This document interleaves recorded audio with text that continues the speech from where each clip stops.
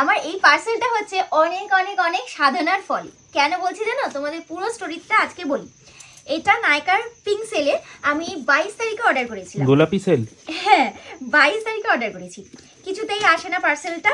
না, ফার্স্টে হলো 26 তারিখে ডেট দিয়েছে, তো ঠিক আছে 4 দিনের মধ্যে চলে আসার কথা।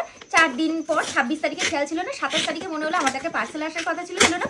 তো অ্যাপে ঢুকে চেক করলাম, দেখলাম ওটা পোস্টপোন হয় 29 তারিখে দিয়েছে। তো ভাবলাম ঠিক আছে, এখন সবাই প্রচুর কেনাকাটা করছে পিঙ্ক সেলে, তো দিলে হতেই পারে। তো 29 তারিখ পর্যন্ত অপেক্ষা করলাম। 29 তারিখেও দিল না।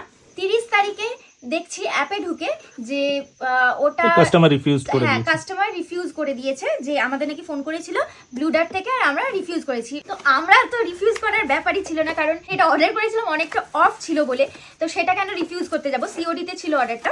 তো যাই হোক, আমরা তখন নাইকাতে না ব্লু ডার্ট, নাইকাতে কমপ্লেন জানাই। ঠিক আছে, ক্রিস কমপ্লেন করে দেয় রোজ একবার করে। 29 তারিখ থেকে, নভেম্বরের 29 তারিখ থেকে কমপ্লেন করা হয়, 29-এ করা হয়, 30-এ করা হয়, রোজ করা হয়। তো আলটিমেটলি 4 তারিখ পর্যন্ত কমপ্লেন করা হয়, কিন্তু 4 তারিখেও বলে যে আমরা মানে উই আর ট্রাইং হার্ড, মানে আমরা চেষ্টা করছি, মানে ওরা রিফিউজই করিয়ে ঠিক ফেরত করিয়ে দিত। ওই 4 তারিখ পর্যন্ত ওই দেখি হয়তো 5-6 তারিখ নাগাদ ওরা রিটার্ন করিয়ে দিত। আমাদের কিছু বলার থাকতো না, লেখাই তো আছে উই আর ট্রাইং হার্ড। তো সেক্ষেত্রে 4 তারিখেও যখন পেলাম না, আবার কমপ্লেন করাতেও ওই একই আনসার দিল নায়িকা থেকে। মানে এবার সত্যি খুব নেগেটিভ লাগছিল নায়িকাকে, কোনোদিন এরকম হয়নি, বাট এবার এমন করলো। নায়িকার দোষ না, ব্লু ডার্ট অ্যাকচুয়ালি এরকম বাজে সার্ভিস দেয়।